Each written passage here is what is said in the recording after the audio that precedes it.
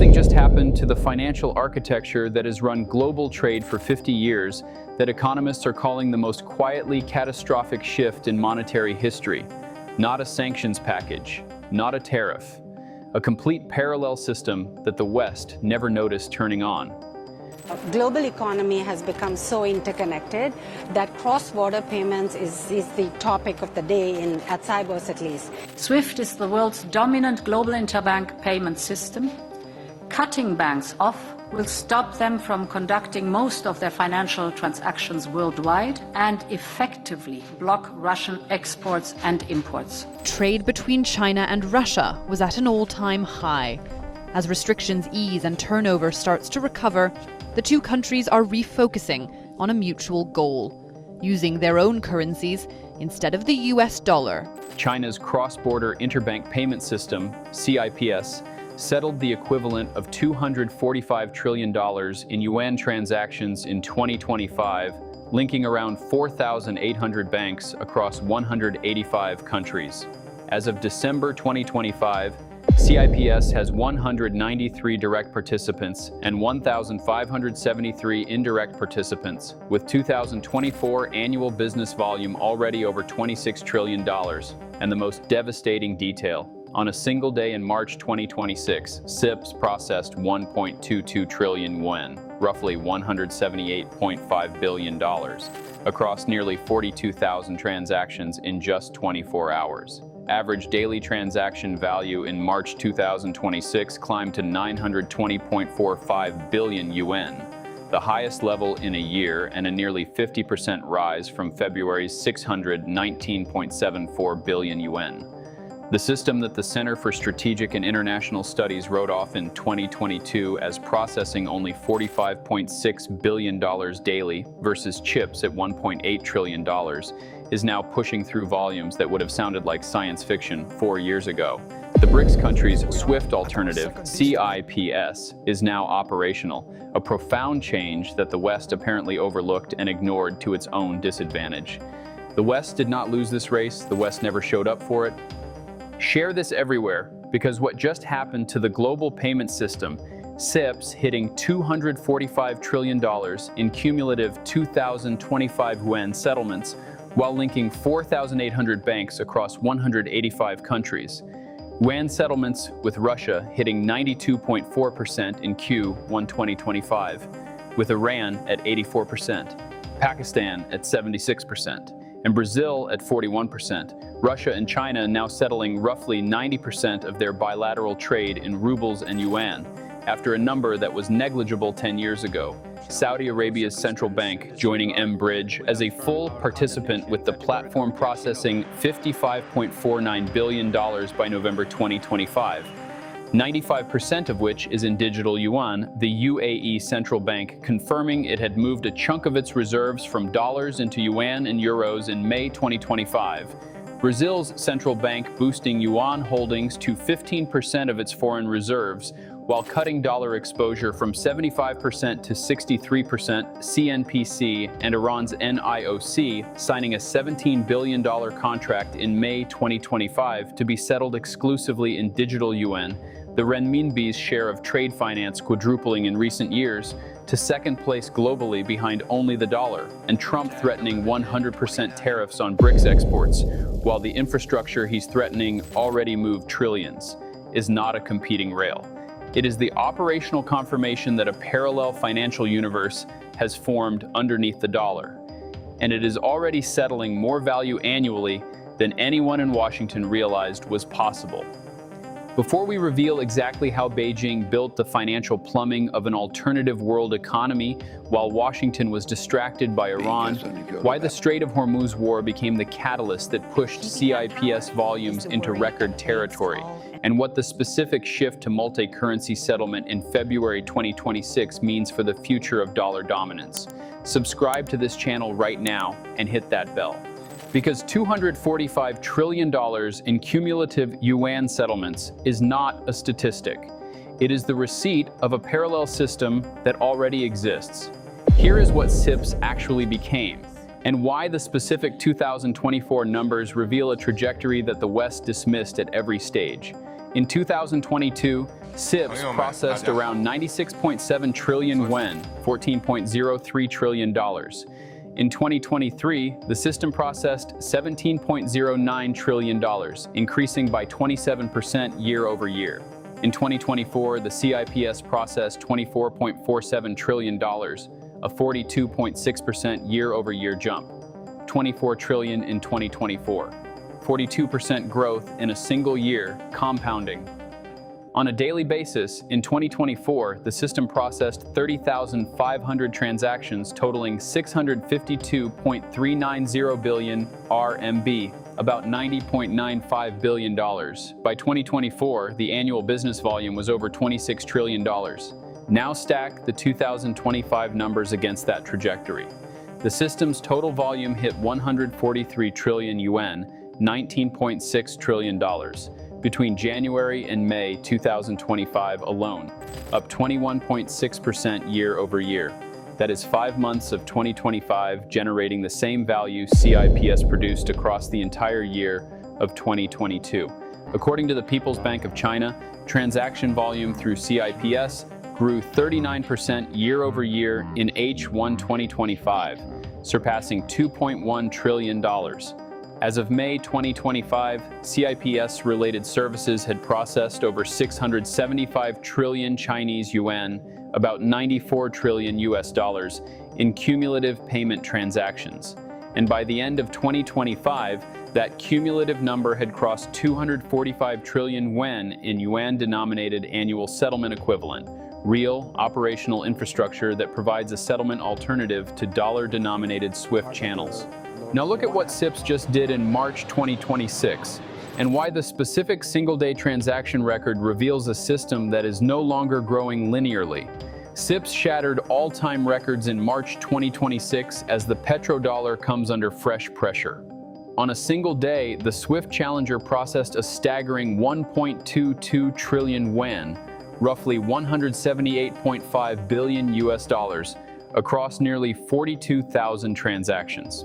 In March 2026 alone, the system's average daily transaction value climbed to 920.45 billion yuan, the highest level in a year and a nearly 50% rise from February's 619.74 billion yuan. Average daily transaction volume also rose to 35,740, up sharply from 25,930 in February. Think about what a 50% month-over-month surge actually means for global financial architecture. It means the Iran war pushed real users, central banks, oil traders, sovereign exporters to permanently move volume off the dollar rail. This explosive surge comes as rising yuan demand in oil trade, fueled by the Iran conflict, accelerates the shift away from traditional dollar dominance. Beijing recently undertook the first major update to CIPS business rules in 8 years, effective February 2026, moving toward a global platform capable of handling multi-currency settlements and other foreign payment channels. That shift matters. CIPS is no longer purely a yuan settlement rail. The architecture is being rewritten in real time to settle euros, dirhams, rubles, real, rand, anything that is not the dollar, and to do it at speeds that SWIFT physically cannot match. Just look at the speed advantage that nobody is talking about, and why CIPS's technical superiority over SWIFT is the unspoken collapse trigger of the legacy system. CIPS achieves an average settlement time of 300 milliseconds, far surpassing legacy systems like SWIFT, which can take up to 48 hours. Its integration with advanced technologies, such as the digital yuan, ECNY, further enhances efficiency. For example, cross-border transfers using ECNY can be completed in as little as 10 seconds, 300 milliseconds, versus 48 hours. That is not a technology gap, that is a generational gap. Transaction fees average 0.01%, making it significantly cheaper than traditional systems. For Belt and Road Initiative, BRI countries, RMB trade settlements are 30% more affordable. Since 2018, CIPS has operated around the clock, ensuring uninterrupted service for global transactions, 24/7 operations, sub-second settlement, 1% of the cost, versus a SWIFT system that closes on weekends, takes days to clear, and runs through the regulatory chokehold of the US Treasury. Every operational metric favors CIPS. The only thing keeping SWIFT dominant is inertia and the dollar's reserve status, both of which are now cracking simultaneously. And here is the detail nobody is connecting, and why the specific BRICS member behavior in 2025 reveals a coordinated reserve shift that no Western analyst forecasted. In May 2025, the UAE's central bank confirmed it had moved a chunk of its reserves from dollars into yuan and euros, citing the need to diversify and mitigate sanctions exposure. In June, Brazil's central bank announced it had boosted yuan holdings to 15% of its foreign reserves, cutting its dollar exposure from 75% to 63%. Similar moves have been signaled by Indonesia, Egypt, and the UAE. Now stack the trade settlement data on top. According to China's Ministry of Commerce, yuan settlements in bilateral trade hit new records in Q1 2025. 92.4% with Russia, 84% with Iran, 76% with Pakistan, and 41% with Brazil. 92% with Russia, 84% with Iran. Russia and China now settle roughly 90% of their bilateral trade in rubles and yuan per Putin's 2024 statements, a number that was negligible 10 years ago. And the deals are not just settled in yuan, they are being settled in digital yuan. In May 2025, China's CNPC and Iran's NIOC signed a $17 billion contract to be settled exclusively in ECNY, a milestone for digital currency in real-world trade. As reported by Caixin in April, China's digital yuan, ECNY, is being used for energy deals with Iran and Indonesia. Energy, bilateral trade, reserve composition, three pillars of dollar dominance, all eroding simultaneously, while the data points pile up below the radar of mainstream Western coverage. Now look at what the Iran war specifically triggered, and why the Strait of Hormuz crisis became the inflection point that mainstream economists are now calling a tipping moment. The Strait of Hormuz crisis could function as a tipping point, not because Iran's wartime toll creates a permanent yuan settlement system, but because it demonstrates that alternatives to dollar-denominated energy trade are operationally viable under pressure. Operationally viable under wartime pressure. That is the test every alternative payment system has to pass. CIPS just passed it. Until 2023, nearly all global oil trade in yuan or other non-dollar currencies was negligible. By 2023, roughly 1/5 of oil transactions had shifted to alternative currencies. The trajectory in 2026 suggests that ratio is accelerating under wartime pressure, 1/5 in 2023, accelerating in 2026. The petrodollar is not merely an energy arrangement, it is the structural foundation of American financial hegemony. Iran leverages its geographic control of Hormuz to advance yuan adoption. Saudi Arabia, historically Washington's most critical Middle Eastern ally, now sits within BRICS and participates in M-Bridge. The strait is closed. The oil is being routed east. The settlements are being denominated in yuan. The ally most central to the petrodollar is now plugged into the Chinese rail. None of this can be undone with a tariff. And here is what makes this shift specifically more dangerous than any previous de-dollarization wave. The new financial architecture is no longer just a yuan settlement project. India officially took the BRICS presidency from Brazil in January 2026 and is hosting the 18th BRICS Summit in New Delhi later this year, with the agenda heavily focused on payment interoperability rather than common currency replacement. That is a real distinction, since interoperability lets BRICS members settle in whatever currency they want without forcing anyone to give up their own. Think about what interoperability actually means. It removes the political friction that previously stalled de-dollarization. India does not have to use the yuan. Brazil does not have to use the ruble. Each member can transact in its own local currency through a CIPS-compatible rail, bypassing both SWIFT and the dollar, without requiring a single common BRICS currency. The new BRICS plumbing chips at the network problem with every bank that joins CIPS, every CBDC interlink, and every NDB loan in local currency. None of this makes the dollar disappear, but all of it makes the dollar more optional as a settlement layer. Optional, That is the most consequential word in modern finance, because the entire dollar system depends on being non-optional. The moment the dollar becomes a choice rather than a requirement, the network effect that built dollar dominance starts running in reverse. One thing is absolutely certain. CIPS settled the equivalent of $245 trillion in yuan transactions in 2025. The system links around 4,800 banks across 185 countries. On a single day in March 2026, CIPS processed 1.22 trillion yuan in 42,000 transactions.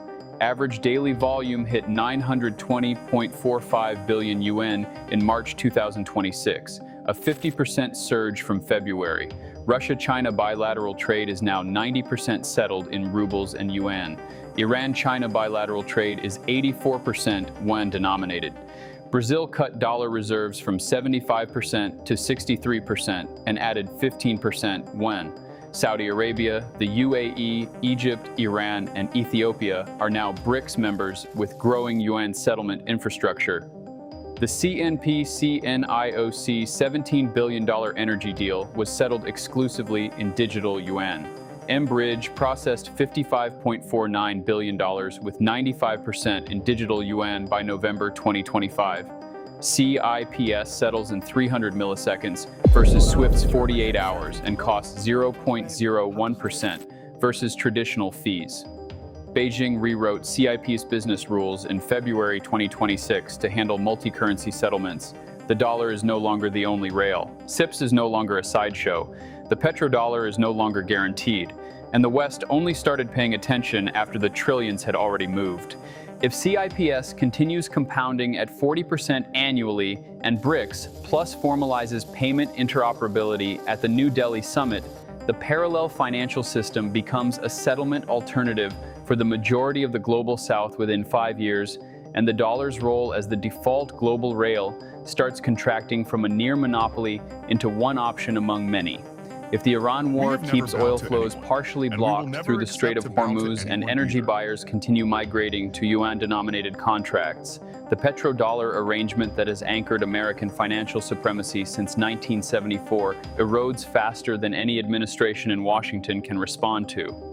If Trump's 100% BRICS tariff threat fails to deter the bloc, and CIPS, M-Bridge, and the BRICS Bridge interoperability framework keep adding institutions and volume, the United States is left enforcing dollar dominance through coercion against an infrastructure that already settles trillions outside its jurisdiction. The infrastructure is built, the volume is already flowing, the reserves are already shifting. The Iran war already triggered the surge. The West did not lose the payments race. The West never noticed it was running. And $245 trillion has already moved through a system most American voters have never heard of. Stay tuned.